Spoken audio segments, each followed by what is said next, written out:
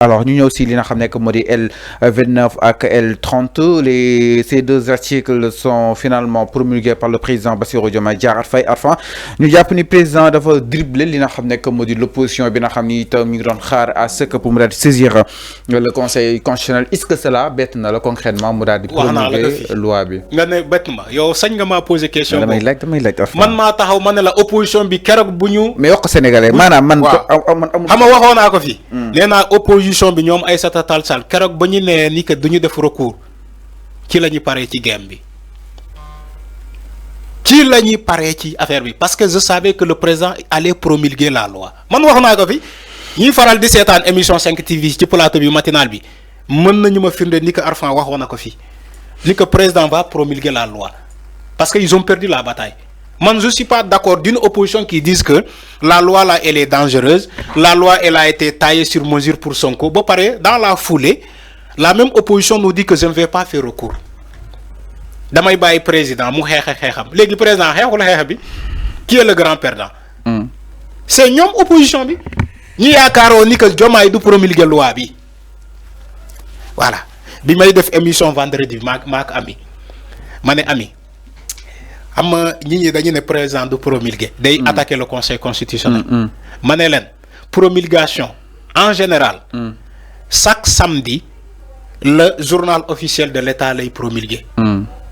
Soit mu am urgence bu amé urgence ci le journal officiel de l'État di publier les décrets là ci mi-semaine bi ci mi-semaine su ma nee mi-semaine ci les jours ouvrables. Mais bu féké amul urgence en général le journal officiel de l'État chaque samedi lay def sa publication. Samedi soir. Moo tax keroog bi may def vendredi ma ne ami nañu xaar ba suba samedi au plus tard lundi bu fekkee président promulgué wul nga xam ni conseil constitutionnel la jëm. L'histoire nous a donné raison. Le samedi soir ñi ñi bu ñu xëyee dugg ci le journal officiel de l'État on a vu que le décret a été promulgué. Mais balaa loolu il y avait nos confrères de la télé de Aïdara la nu mu tudd Ahmed Aïdara 2A TV joxe woon nañ xibaar bi ni que le président a promulgué la loi man ci 2A TV laa ko déggee woon le jeudi waa 2A TV ñoo ma ne Serigne maa ngi koy nuyu de passage maa ngi koy remercier ñoo ma ne président promulgué la loi bi. Donc aujourd'hui l'opposition est grand perdant dans cette histoire. ñi yaakaaroon que président du promulguer loi bi dugg na de loi bi dugg na ça y est c'est fini ñi waxoon ni que Sonko du bokk ni que Diomaye il veut être candidat en 2029 donc il va barrer le chemin à cette loi Fallou man je comprends le président wallahi je le comprends. Tu sais pourquoi man je comprends le président.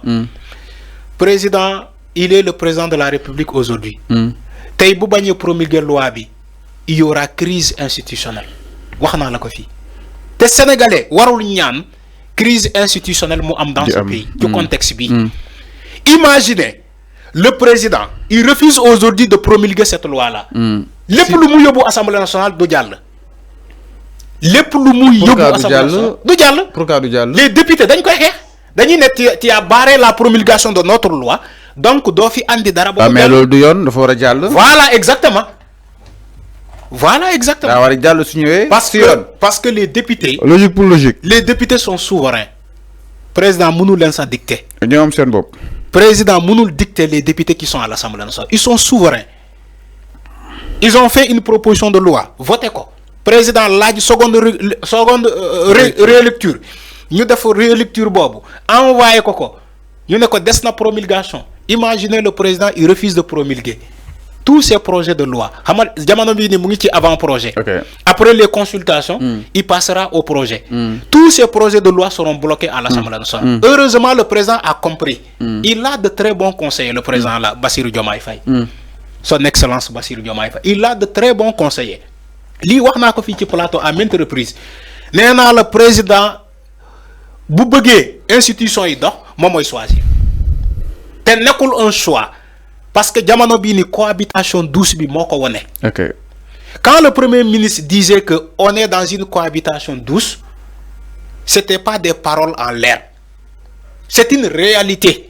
Voilà la réalité aujourd'hui ça y est là le président avec ses conseillers juridiques, on demandait une seconde lecture aux députés. Les députés defal nañ koko seconde lecture bobu. Il est passé à la promulgation de cette loi pour être tranquille dans son fauteuil. Aujourd'hui, il est tranquille. Le plus mu yobu assemblée nationale député dañ koy dello, c'est-à-dire que dañ koy fayal xoromam. Nañu fay nar bi xoromam. Mais lo su yagé mu don ay xupu te président kenn du ko xupu. Non, du xupu, amul xupu. Si su yagé mu don lo. Su yagé sur le amul xupu. On est dans deux pouvoirs différents. Deux pouvoirs indépendants. dang may nekkal ci naaj bi ma nekkal la ci naaj bi. di leen jégalu si qualité connexion bi ngeen am. C'est ça la encore une fois continuel. On est dans un pouvoir indépendant, deux pouvoirs indépendants, législatif et l'exécutif. Mais de toute façon waa Pastef waruñoo participer lii war a mun a bloquer réew mi même su nekkee mais bloqué wuñu réew mi même su fekkee ni sax Diomaye promulgué ko woon ñoom waruñu ko def concrètement di fayonteeg ak le non yow loolu yow yaa ko waruñu ko def mais ils sont dans leur combat. Ils sont dans leur combat. Dans ce cas, on sera dans la chose politique, Fallo. Loolu mënoo ko génne ci politique toi aussi.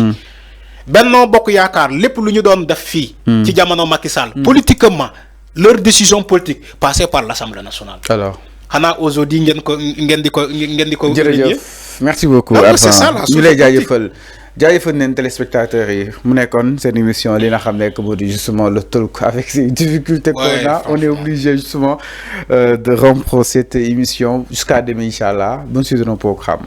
Oui di la jaajëfal wala dem na tëj neen ñu dem ba demain inchallah. Waaw.